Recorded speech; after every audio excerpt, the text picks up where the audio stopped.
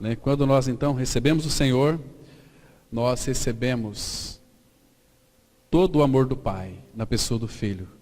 Recebemos toda a alegria que é o próprio Senhor. Recebemos toda a paz que é o próprio Senhor. Então, irmãos, nós somos um povo privilegiado, porque na pessoa de Cristo nós temos tudo. Ele é tudo para nós.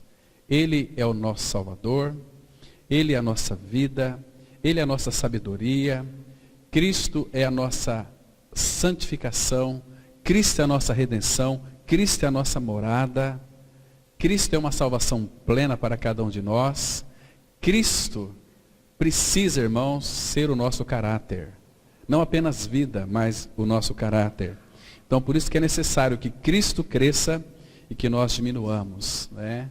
O Pai não quer filhos religiosos. O Pai quer filhos que sejam santos. Porque sem santidade, ninguém verá o Senhor.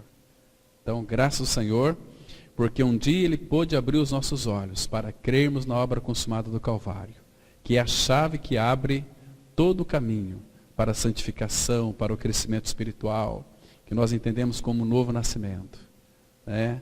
Revelação de Cristo em nós é algo fundamental, porque sem Ele nós nada podemos fazer. Nós não vamos ter vida. O que espera de uma vida sem Cristo é a perdição eterna.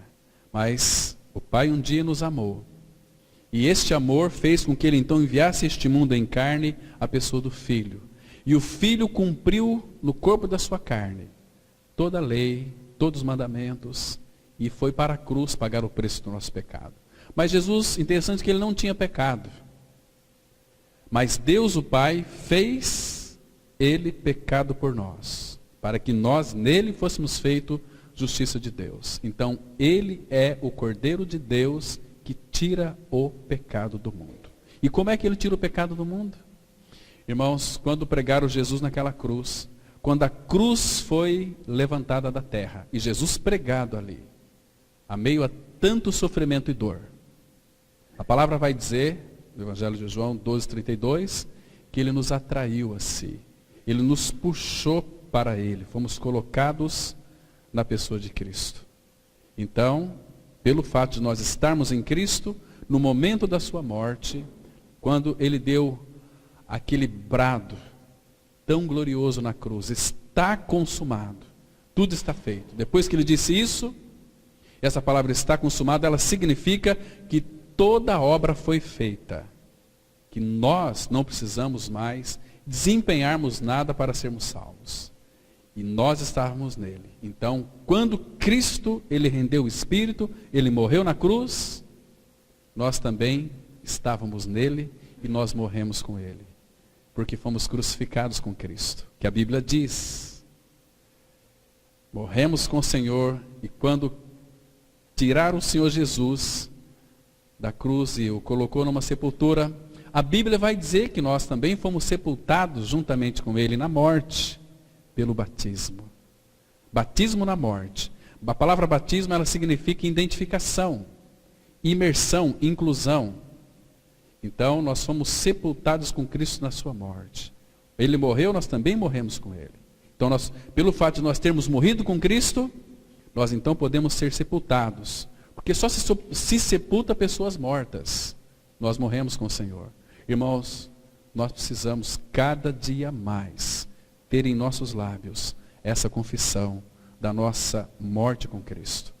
Fomos crucificados com Cristo, sepultados com Cristo, mas não para aí, eu tenho uma novidade para contar para vocês hoje. É que ao terceiro dia, quando o Pai, pelo seu Espírito, ressuscitou Jesus dentre os mortos, a Bíblia diz que eu e você, que cremos no Senhor, na sua palavra, a Bíblia afirma em Efésios 2:6, que juntamente com Ele nos ressuscitou e nos fez assentar nos lugares celestiais em Cristo Jesus. É o lugar onde nós estamos, irmãos, assentados com Cristo nos lugares celestiais.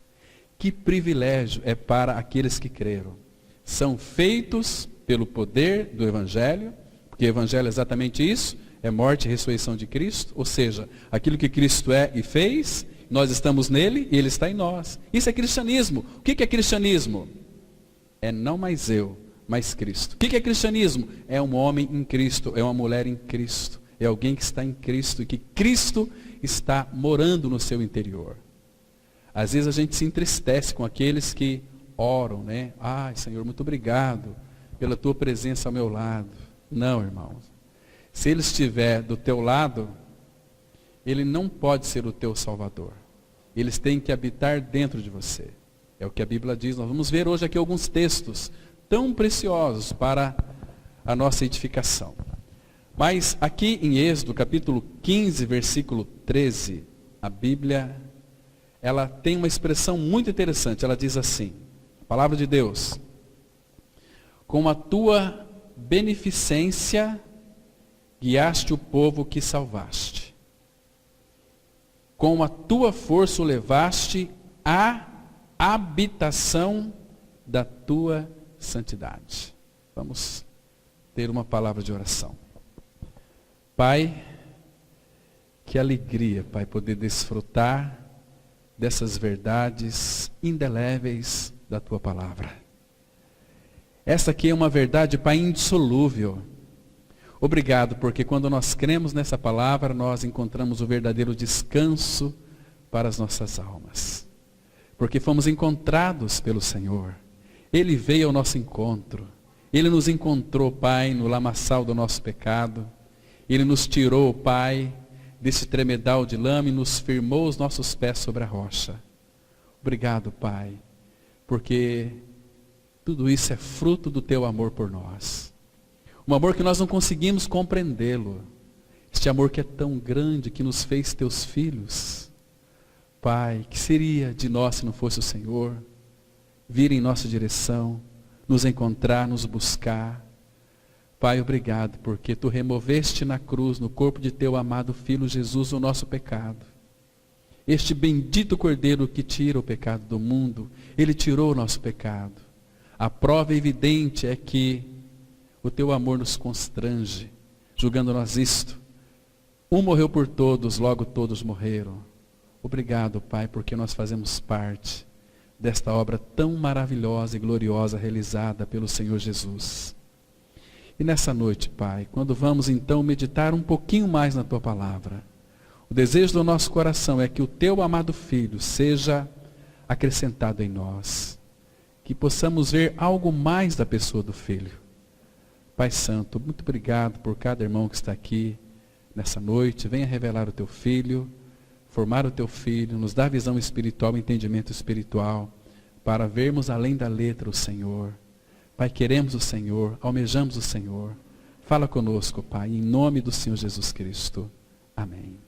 Irmãos, cada dia mais a palavra de Deus ela nos encanta de uma forma tão graciosa. Claro que hoje pela manhã nós falamos de um assunto muito pesado, foi a disciplina do Senhor, né? E graças a Deus pelos irmãos e as irmãs que estavam aqui também, que puderam ouvir a palavra de Deus. Palavra contundente. Deus ele é tão generoso, tão bom, que Ele trata conosco de uma forma que às vezes nos surpreende, né? Mas, irmãos, este versículo aqui, ele está falando, aqui é o cântico de Moisés, logo quando então o povo de Israel deixou o Egito, e depois ele estava diante do Mar Vermelho, e eles se depararam com duas grandes dificuldades. A primeira dificuldade é que estava o mar diante deles, eles tinham que passar por este mar. E quando eles olharam para trás, o que eles viram? Eles viram os egípcios vindo com aquelas carruagens, com aqueles cavalos, os seus cavalarianos, para acabar definitivamente com o povo de Israel. Mas interessante, irmãos, que o povo temeu, ficou tremendo de medo. Então eles clamaram a Moisés, e Moisés clamou ao Senhor. Então o Senhor disse que era para eles não temer absolutamente nada, ficarem tranquilos e ver o livramento que naquele tempo iria suceder. Então Moisés disse para o povo: essa peleja, essa batalha não é de vocês, mas é do Senhor. O Senhor vai batalhar por vocês. Vocês vão ver o livramento, porque esses egípcios que vêm para nos destruir, vocês nunca mais o verão. Então, Deus pediu para que Moisés marchassem. Quando Moisés levantou aquele seu bordão, então o mar se abriu. milagre tão precioso, né? O mar se abriu, outro milagre, que eles entraram no mar ali enxuto, terra seca, como se fosse seco ali. Eles passaram, né? E aí o povo do Egito entraram também para passar, mas chegaram no meio, então, os seus carros com seus cavalos ali, atolaram, então o mar se fechou e todos eles foram dissipados, ceifados, foram mortos. Os inimigos do Senhor. Irmãos, mas aqui então Moisés, após isso, ele exalta o Senhor com esse grande cântico. Um cântico tão maravilhoso. E ele chega a dizer aqui, pela inspiração do Espírito, que com a tua beneficência guiaste o povo que salvaste. Irmãos, aqui nós temos uma lição preciosa para as nossas vidas. O Senhor não vai guiar ninguém que Ele não salvou. Ele só pode guiar aquele que foi salvo por Ele. Entende? Então o Senhor vai guiar tão somente os seus filhos. Aqueles que não são filhos de Deus, não vai buscar o Senhor. Não vai querer nada com o Senhor. Né? O Senhor, para eles, é como aquele Senhor que às vezes ele tem uma grande reverência, como os muitos têm. Por exemplo, quando eu vou casar minha filha, então eu preciso de ir lá na igreja, falar com o pastor, falar com o padre, para que ele então acerte o casamento e faça uma cerimônia religiosa. É como um clube social. A igreja se torna exatamente isso, como um clube social. Afinal de contas, eu também sou filho de Deus. Não é filho de Deus. Filho de Deus é todo aquele que nasceu de novo. Quem não nasceu de novo não é filho de Deus. Pode ter um conceito de ser filho de Deus, porque não pratica as coisas males, porque não rouba, não mata, não se prostitui. Então eles se consideram filhos de Deus, mas não são filhos de Deus. Filhos de Deus são todo homem e mulher que morreu com Cristo e ressuscitou com Cristo, estão unidos a Cristo e Cristo é sua vida. É isso que a Bíblia diz. Entende, irmãos? Então, o que é interessante nós observarmos aqui é que com a beneficência dele, ele guiaste o povo que salvaste. Irmãos, quem é que o Senhor ele vai guiar? E aquele que de fato ele salvou.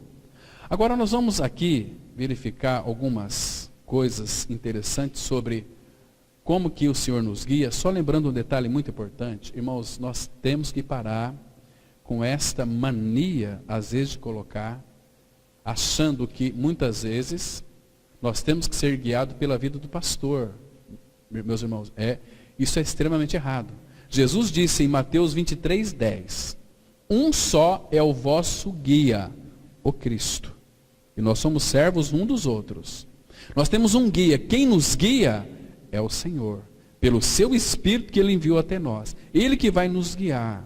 Ele que vai nos ensinar todas as coisas. Ele que vai fazer a gente lembrar de tudo aquilo que nós já lemos na sua palavra. Entende? Essa história de querer ser guiado por homens, isso é terrível, irmãos. Isso é terrível. Eu tenho observado que quando nós então decidimos a ser guiados por homens, sabe o que acontece? Escravidão. A gente vê hoje, né, esses líderes religiosos ameaçando o povo de Deus com maldição. Eu falo isso, irmãos, porque, infelizmente, a gente tem percebido que muitas pessoas têm sido escravas de homens, escravos de religião. Elas são solapadas. Né? São aquelas pessoas que estão numa liderança eclesiástica, seja pastor, seja padre, seja quem quer que seja, que, às vezes, quando a pessoa começa a sair da sua denominação, eles ameaçam. Se você sair daqui, Deus vai te amaldiçoar. Está perdido. Queridos, quando é que foi que o Senhor Jesus ameaçou alguém sobre a sua palavra? Ele bateu forte contra o pecado, sim. Mas Jesus nunca ameaçou ninguém. E nunca ameaça ninguém. Porque, irmãos, nós vimos aqui domingo retrasado, que Deus, Ele é amor. E o perfeito amor lança fora todo medo. Porque aquele que teme não é aperfeiçoado no amor. Porque o medo ele produz tormento. Então, aqueles homens que deveriam então instruir todo o rebanho do Senhor. Eles têm o rebanho como que para si mesmo. Eu sou o detentor. Eu sou aquele que domina o meu rebanho com uma vara de ferro. O Senhor não age assim, irmãos. Nós somos irmãos em Cristo Jesus. Somos servos uns dos outros. Temos que amar uns aos outros. Porque Ele nos deu esse importante mandamento. Que é para nós amarmos uns aos outros. Novo mandamento vos dou. Que vos ameis uns aos outros. Quando nós amamos uns aos outros, todos reconhecerão que nós somos discípulos dele. Nós estamos aprendendo dele. Aprendendo o quê? O amor. E o amor é para nós fazermos o quê? Para amar. E ele é o nosso perfeito amor. Então, o perfeito amor, quando ele habita em nós, irmãos, quando ele é a nossa vida, ele extirpa de nós todo o medo. Estão me compreendendo, irmãos? Então, não há com que temer. Então, nós somos guiados por este amado Senhor, por este manso Senhor. Ele disse assim: eu sou manso e humilde de coração. Vocês aprendam de mim, porque eu sou manso, sou humilde de coração. E vocês acharão descanso para as vossas almas. Irmãos, este mundo no qual nós estamos vivendo, ele tem uma finalidade de nos encher de cargas. A palavra mundo, tanto na língua grega, no original, como no Antigo Testamento, no hebraico, a finalidade é de aflição. Vocês se lembram quando Israel estava lá no Egito? O que eles estavam passando ali? Aflição. Deus viu a aflição daquele povo, por isso ele desceu para buscar aquele povo. Não é nós que fomos até Deus, foi Deus que veio até nós. Foi Deus que veio ali na pessoa de Moisés, para então libertar aquele povo da escravidão do Egito. Eles sofriam tanto que Deus conseguia enxergar a sua angústia, o seu sofrimento, a sua tristeza, as suas cargas. Hoje não é diferente. Jesus Cristo, ele se fez carne. Ele veio a este mundo, aflição, porque ele disse: neste mundo vocês vão ter aflição. Vocês vão ter sofrimento, vocês vão ter bastante tribulação. Mas não tenham bom ânimo, em mim vocês vão ter paz. E nós podemos, irmãos, pela habitação de Cristo em nós, termos paz no meio deste mundo tão cruel, deste mundo tão intolerante, deste mundo tão cheio de desamor. Nós temos uma pessoa que habita em nós, que é o amor encarnado. E Ele quer tirar de nós todo o peso, todas as cargas. Abra aqui em Êxodo mesmo, no capítulo 6. Nós temos aqui uns versículos, irmãos, muito interessantes. Êxodo capítulo 6, vamos ler a partir do versículo 6. Êxodo, capítulo 6, a partir do versículo 6. Observe aqui, irmão, a nossa história de libertação. Vou ler do 6 até o 9, a gente vai comentando aqui cada um dos versículos. Veja, observa aqui, porque este mundo é aflição. Contudo, Deus tem uma palavra para mim e para você. Nós que vivemos neste mundo, a palavra de Deus, ela diz assim, olha. Deus mandando dizer, através de Moisés. Portanto, Êxodo 6:6. Portanto, dize aos filhos de Israel: eu sou o Senhor, e vos tirarei de debaixo das cargas do Egito. Está vendo? Egito, cargas. E o que mais? E vos livrarei da sua servidão, e vos resgatarei com braço estendido, e com grandes manifestações de julgamento. Observa que a libertação do povo de Israel lá no Egito, o Senhor usou Moisés, mas o que Deus queria mostrar para nós, que essa libertação foi pelo seu braço estendido. Irmãos, a nossa libertação não foi diferente, porque o que nos separava do Pai era o pecado, e Cristo lá na cruz, com seus braços estendidos, crucificados, foi ali que houve a nossa libertação do pecado. Foi ali que Ele libertou de você mesmo, porque o teu maior problema é você mesmo, sou eu mesmo. Nós somos tão complicados, amigos. Somos tão complicados, irmãos. Nós somos cheios de preconceitos, nós somos cheios de coisas que nós mesmos criamos e nós mesmos nos ferimos. Mas Ele veio aqui nos libertar de nós mesmos. A palavra fala assim no versículo 7. Tomar-vos-ei por meu povo. Olha só que lindo, irmãos. Éramos escravos do Egito, de Faraó. Né? E Ele vem com esta amorosa mão. Com esta amorosa fala. Tomar-vos-ei por meu povo e serei o vosso Deus. e sabereis que eu sou o Senhor vosso Deus, que vos tiro de debaixo das cargas do Egito. Irmãos, uma pessoa que ela está sobrecarregada, ela não tem paz, ela tem aflição.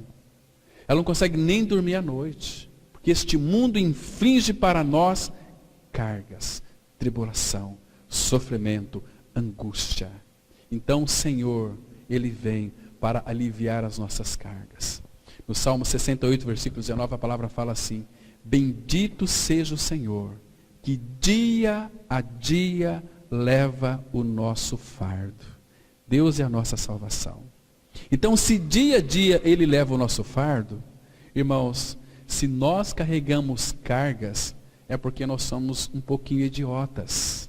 Devemos entregar para Ele, na expressão do Salmo 37:5. Entrega teu caminho ao Senhor, confia nele e Ele tudo fará. Se Ele disse que faria o tudo, o que sobrou para nós fazer? Só entregar para Ele. Entrega para Ele. Está difícil? Entrega para Ele. Entrega até ficar lá, porque às vezes nós entregamos e as coisas voltam, mas vai entregando até ficar entregue. Ele vai fazer tudo. Irmãos, e não tenha pressa, porque o Senhor não tem pressa. Ele fala assim, que Ele trabalha, o Senhor trabalha para aquele homem, aquela mulher que nele espera. Agora, o que realmente complica o agir de Deus na nossa vida é a nossa impaciência. Nós somos muito imediatistas. Deus não trabalha assim. Deus é paciente. Deus, Ele é manso, Ele é tranquilo, Ele é calmo. Ele quer que seus filhos também sejam dessa forma. Não é assim? Então, Ele quer nos livrar, tirar debaixo das cargas do Egito. E o versículo 8 diz assim: e vos levarei à terra. Olha, no A aqui é uma crase, é um apontamento para a terra. Essa palavra terra aqui é a terra de Canaã. A terra de Canaã fala de Cristo, é uma figura de Cristo. Terra de Canaã, uma terra que mana leite e mel. Essa terra aqui, a qual jurei dar a Abraão, Isaque e Jacó, e vou-la darei como possessão. Eu sou o Senhor. Entende? Quando ele fala da terra, ele já mostra quem ele é. Eu sou o Senhor. Então, olha o versículo 9. Desse modo falou Moisés aos filhos de Israel, mas eles não atenderam a Moisés. Por quê? Tinha uma causa aqui. Por causa da ânsia. A palavra ânsia aqui no hebraico é aflição. Por causa da aflição de espírito e da dura escravidão. Irmãos, é exatamente isso que Satanás quer fazer com os filhos de Deus hoje. Porque deixando eles escravizados com muito trabalho. É trabalho, temos que trabalhar. Tem pessoas que trabalham de manhã, tarde e noite. Então, irmãos, o seu corpo vai ficar tremendamente cansado. E aí? Você vai estar numa aflição que você não vai ter nem tempo para o Senhor. Para ter uma comunhão com Ele, para ler a sua palavra com a moringa bem fresquinha. Né? Mas nós temos que trabalhar. Temos que trabalhar, irmãos. Mas quando Cristo é a nossa vida, nós podemos trabalhar sim, mas descansado nele. Porque a palavra vai dizer o seguinte, lá em Isaías, capítulo 40, que os que esperam no Senhor, lembra? Abra lá em Isaías, capítulo 40. Vou mostrar para vocês aqui que coisa preciosa nós encontramos no capítulo 40 de Isaías. Vamos ler a partir do versículo 28. Então, da parte do Senhor, nós temos descanso.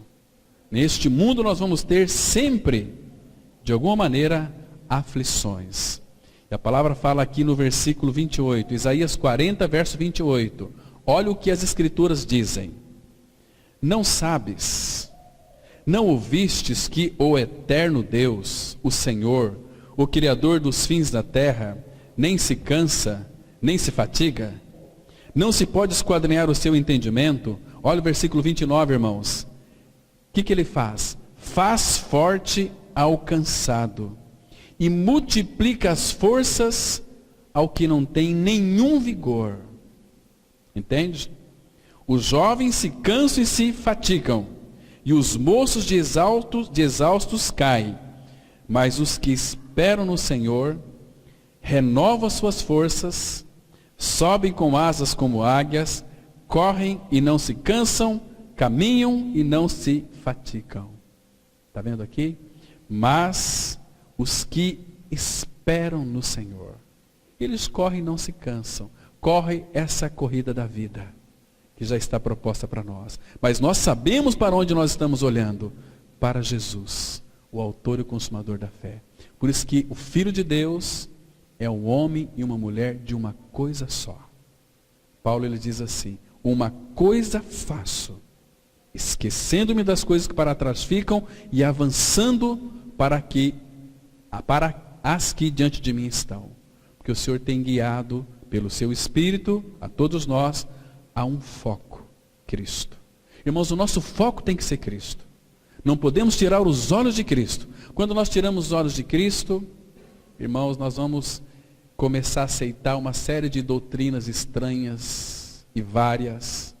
Nós vamos sentir coceiras nos ouvidos, como muitas pessoas, infelizmente, têm sentido coceira nos ouvidos em busca de tantas novidades. E a Bíblia não tem nenhuma novidade, tem a novidade. Novidade de vida. É nós estando em Cristo e Cristo estando em nós. Isso faz toda a diferença. É um cristianismo sem peso. É um cristianismo sem ser legalista. É um cristianismo totalmente liberto, inclusive da escravidão de homens. Mas nós não vamos nos cansar.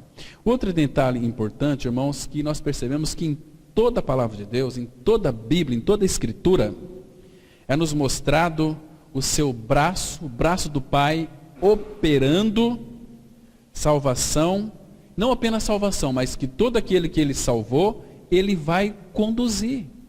Vamos aqui, irmãos, nos Salmos, capítulo 77, versículo 14 e 15. Salmo 77, versículo 14 e 15. Nós temos aqui tão claro dentro das Escrituras Sagradas, mostrando que todo aquele que Ele salva, Ele vai nos conduzir. 77, versículo 14 e 15, e depois nós vamos lá para o 20, para fechar aqui. Então, o 14 diz assim, se referindo aqui, àquela trajetória lá do deserto, diz assim a palavra. Primeiro eu vou ler o 13 também, que ele é muito interessante. Diz assim a palavra: o teu caminho, ó Deus, é de santidade. Então, se o caminho do nosso Pai Celestial é de santidade, o caminho dos seus filhos também deve ser de santidade. Por quê? Porque Cristo é santo. Ele é o caminho nosso. Ele é a nossa verdade. Ele é a nossa vida. Então, o caminho de Deus é de santidade. Irmãos, o nosso caminho tem sido um caminho de santidade. Que Deus é tão grande como o nosso Deus. Irmãos, eu queria que você prestasse atenção e meditasse mais nessa palavra aqui, no versículo 13, a parte B. Que Deus é tão grande como o nosso Deus. Irmãos, o nosso Pai, o nosso Deus, Ele é grande. Nenhum morador dessa terra, nada por mais grande que seja, pode ser comparado a Ele. Então nós temos um Pai que é grande. Nosso Deus é grande, a ponto da sua glória encher terra, céus e mar. Ele está em todos os lugares, sabe todas as coisas, vê todas as coisas. E a gente às vezes fica com medo de homens, com a opinião das outras pessoas. O que vão pensar de mim se eu fizer isso aqui? Queridos, se preocupa com aquele que tudo vê, o nosso Senhor Jesus. E aqui ele entra no versículo 14, que diz assim: Tu és o Deus que opera as maravilhas. Irmãos, nunca se esqueça disso. Nós temos um Pai que é não apenas poderoso, mas que é todo poderoso, e Ele opera as maravilhas. E não faz na sua vida porque você não crê. Nós cantamos aqui domingo passado. A questão é muito séria da incredulidade. Nós batemos no peito, eu creio em Deus, mas quando o Pai nos prova, sabemos que Ele é grande, irmãos, cadê a nossa crença nele? Sabendo que Ele opera as maravilhas. Ele é aquele que fechou a boca dos leões quando Daniel foi lançado na cova dos leões. é aquele que esteve junto ali com Sadraque, Mesaque e Abednego na fornalha aquecida 7 vezes mais. A palavra fala que aqueles 3 jovens não se queimaram, nem cheiro de queimado ficou nas suas roupas. E o rei Dário, quando olhou para aquela fornalha, ele contemplou, não apenas 3, ele perguntou para o seu secretário, nós não lançamos 3 dentro da fornalha? Sim, mas eu vejo 4. O que está dizendo o rei? O quarto é como que um filho do homem. Olha que visão. Então estava ali o Senhor Jesus, caminhando com eles no meio do fogo, daquela fornalha aquecida 7 vezes mais. Para vocês terem uma ideia, depois que aqueles 3 foram tirados da fornalha, então o rei mandou jogar aqueles homens que havia feito aquela fofoca para mandar Sadraque, Mesaque e Abednego para dentro. A palavra fala que quando eles, me perdoe, eu confundi aqui com a cova dos leões, mas que quando aqueles homens lançaram Sadraque, Mesaque e Abednego na fornalha acesa, eles morreram. E com aqueles 3, nenhum mal aconteceu com eles. Então, irmão, sabe o que isso significa? Que temos um Deus que é grande, que opera as maravilhas. Não dá para a gente contar aqui hoje todas as maravilhas do Pai que Ele tem operado. São tantas, irmãos. Eu sei que cada um de vocês tem experiências para contar de coisas maravilhosas que o Pai tem operado na vida de vocês, no lar de vocês, na família de vocês. Tem aberto tantas portas, fechado tantas portas. Quando o Pai fecha uma porta, irmãos, é porque Ele quer nos mostrar que tem algo melhor para nós. Quando Ele abre uma porta, irmãos, e nos traz uma direção, é para nós avançarmos nele. Porque Ele não perdeu o controle de absolutamente nada. Então Ele fala aqui, opera as maravilhas e entre os povos tens feito notório o teu poder. Ele tem feito. Entre os povos, como é que nós podemos ver, irmãos, essa notoriedade do poder dele? Uma delas é o Evangelho.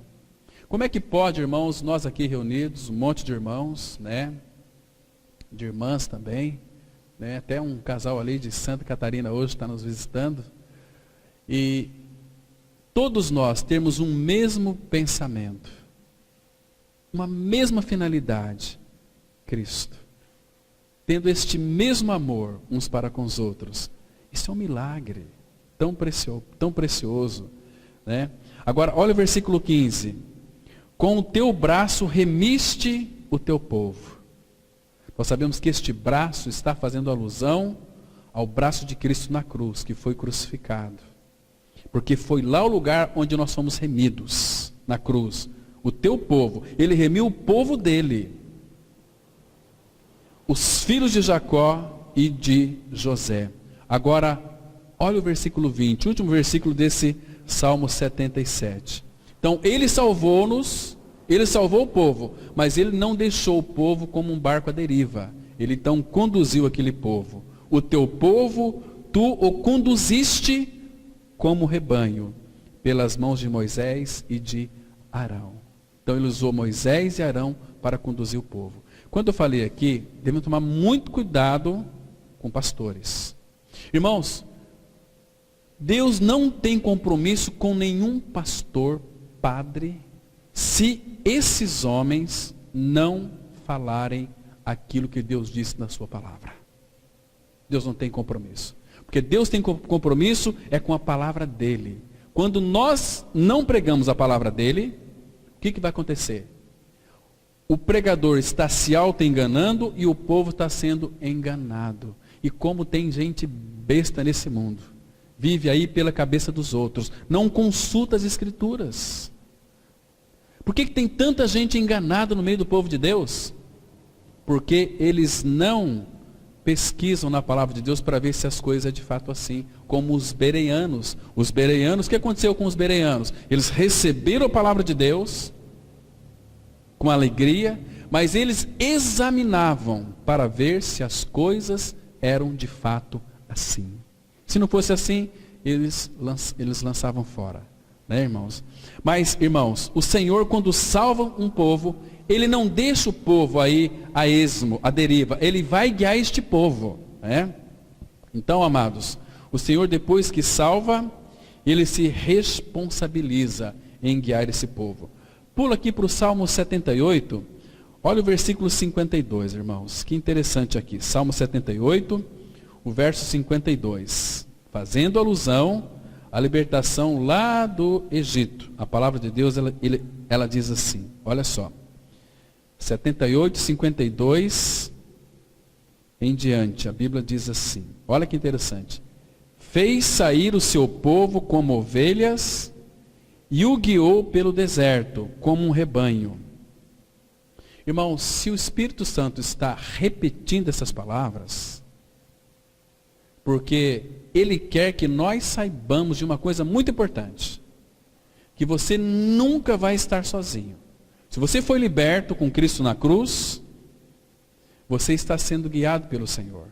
Você anda no Espírito, então você é guiado pelo Espírito Santo. Então, presta atenção, que fez sair aqui é que foi liberto, né? E o guiou pelo deserto como um rebanho. 53.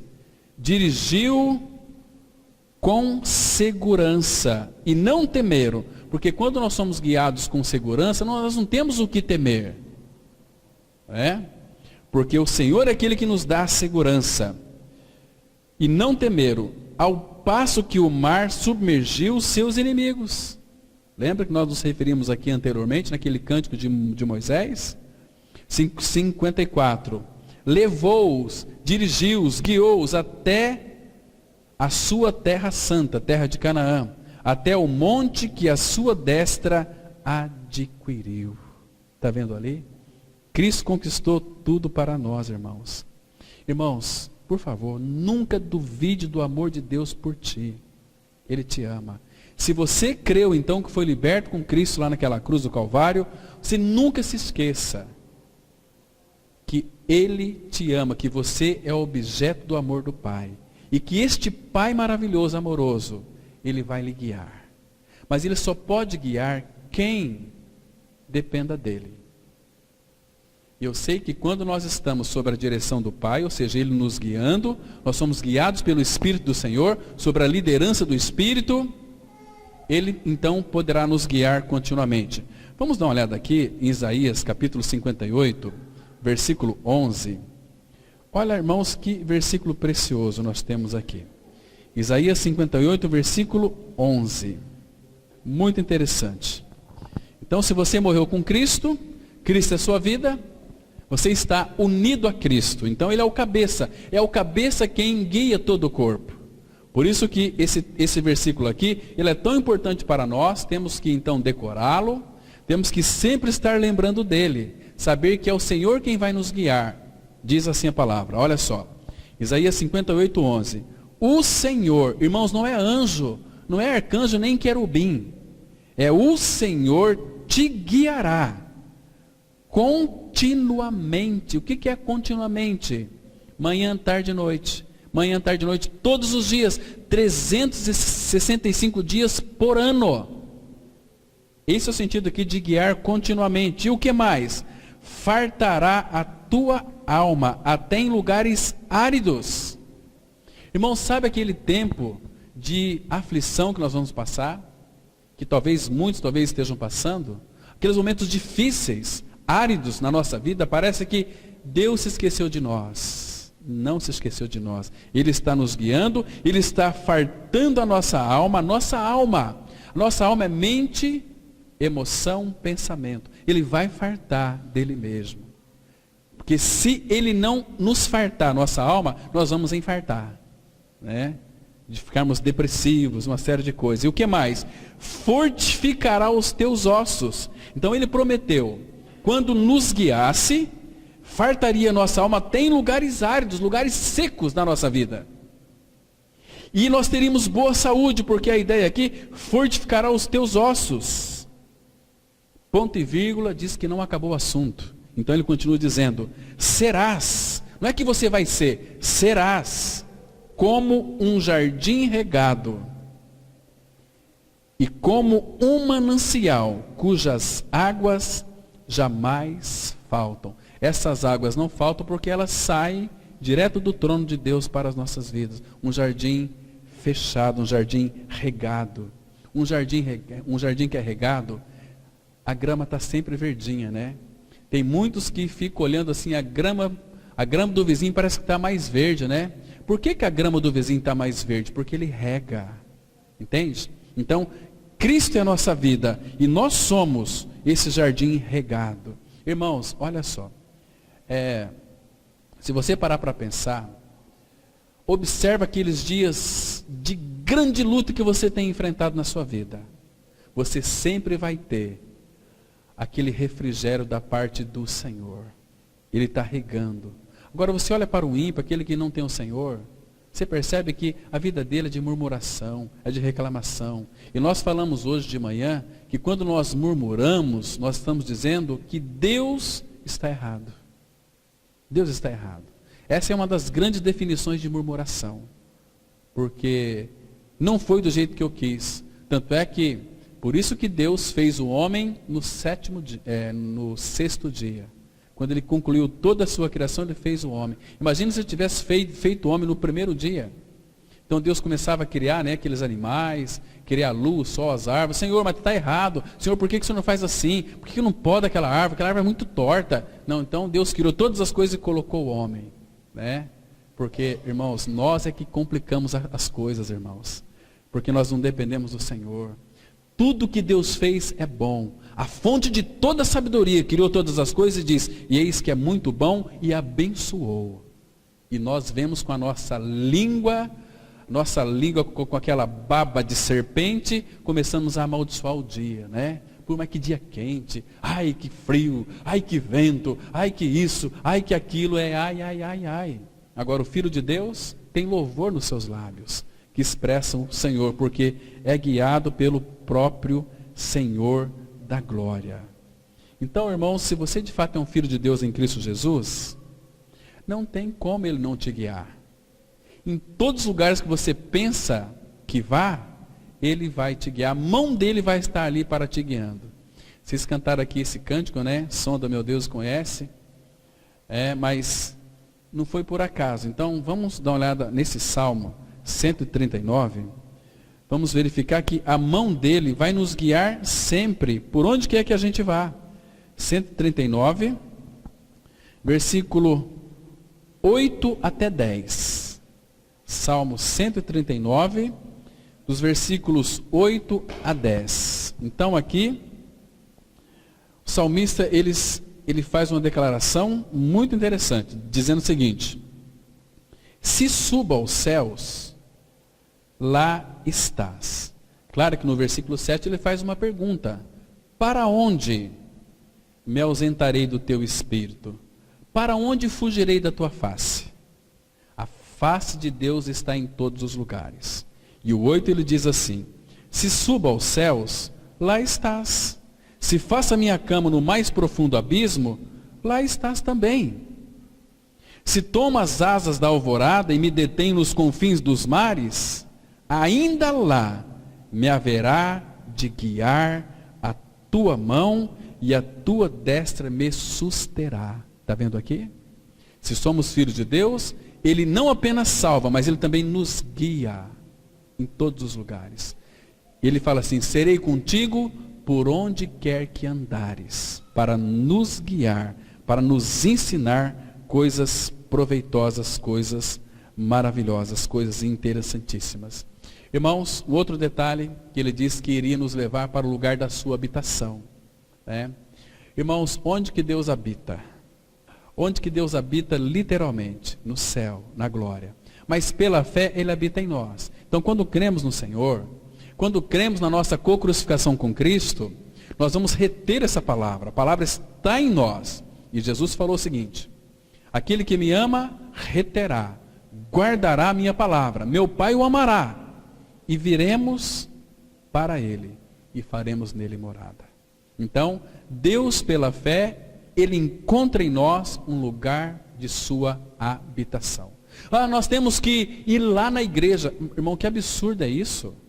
Nós não vamos à igreja. Como é que a igreja vai à igreja? Claro, se tiver irmãos aqui. Nós vamos ao templo, porque isso aqui não é igreja. A gente tem uma mania, né? Não tem que parar com essa mania de dizer o seguinte: vamos lá na igreja, etc. Não. Deus não habita nesse templo. Deus habita no templo. O nosso corpo é o templo do Espírito Santo. Onde que Deus habita? Ele disse lá, abra lá a sua Bíblia, em Atos dos Apóstolos, capítulo 7, versículo 48. Atos, capítulo 7, versículo 48. Aqui a palavra declara que Deus, o Altíssimo, Ele não mora em casas feitas por nossas mãos. Isso é a Bíblia que está dizendo. Temos que atentar para a sua palavra. Então a palavra de Deus, ela diz assim, olha, Atos 7, versículo 48, neste lindo sermão de Estevão.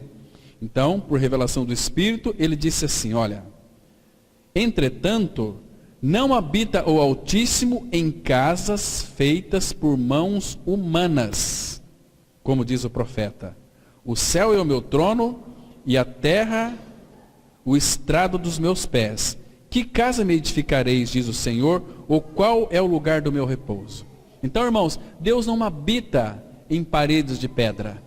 Ele habita em homens e mulheres que creram em Cristo crucificado.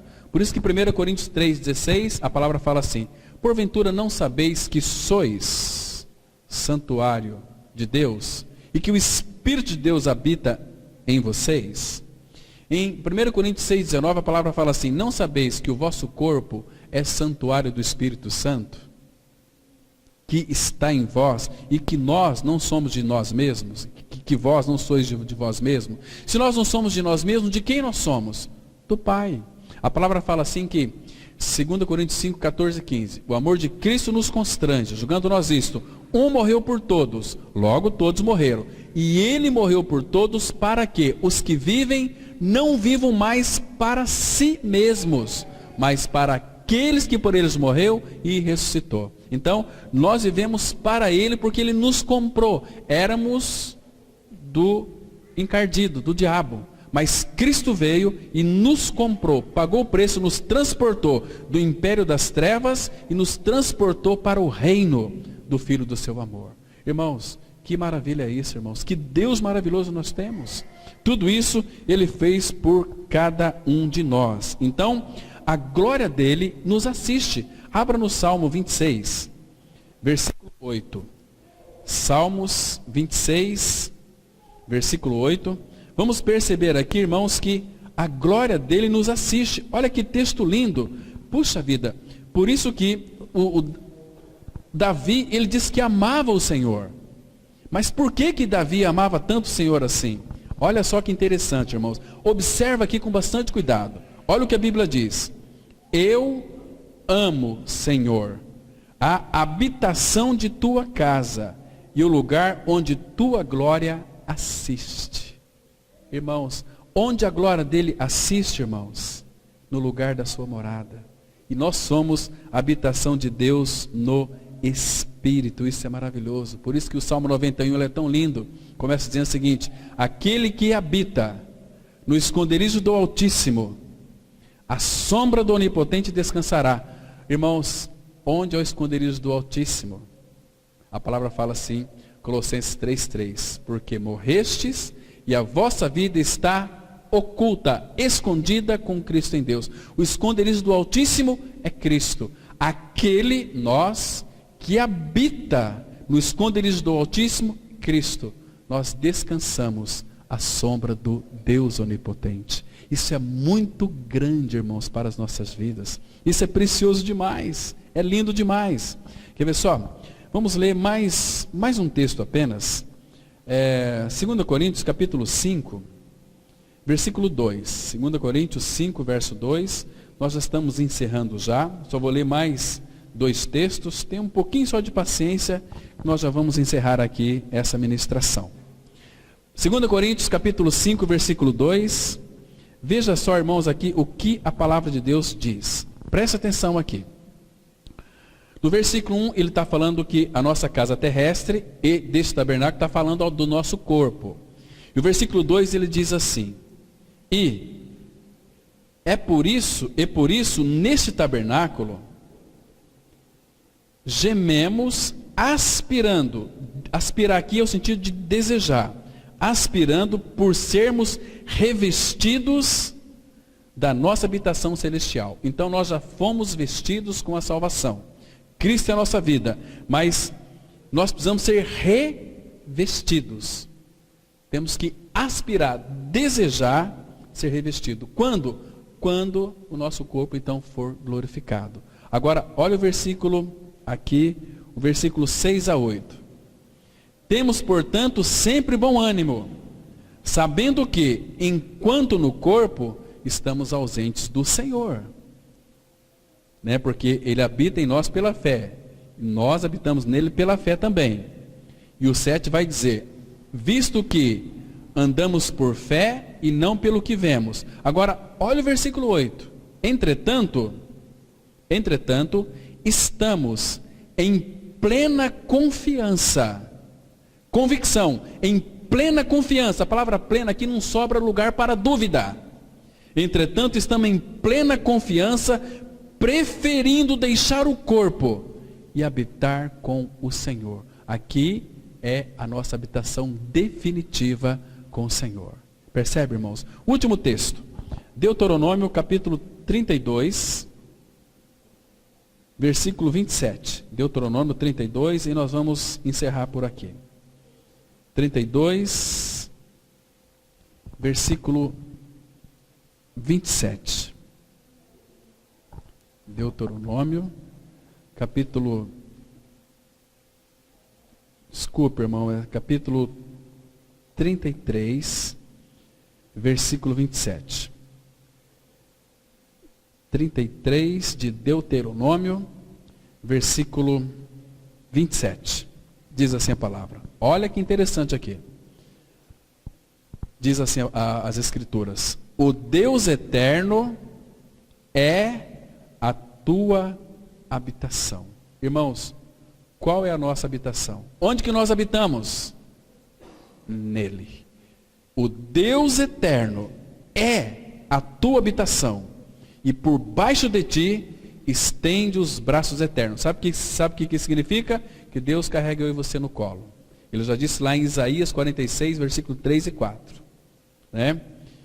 Ele expulsou o inimigo de diante de ti e disse: destrói-o. Olha o versículo 28. Israel, pois, habitará seguro. Por que nós vamos habitar seguro? Porque vamos habitar nele. Ele é a nossa segurança. Ele é Deus, é o Todo-Poderoso. Israel, pois, habitará seguro. A fonte de Jacó habitará a sós.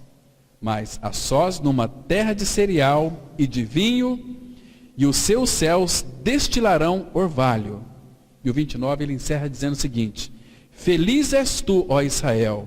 Quem é como tu? Povo salvo pelo Senhor, escudo que te socorre, espada que te dá alteza.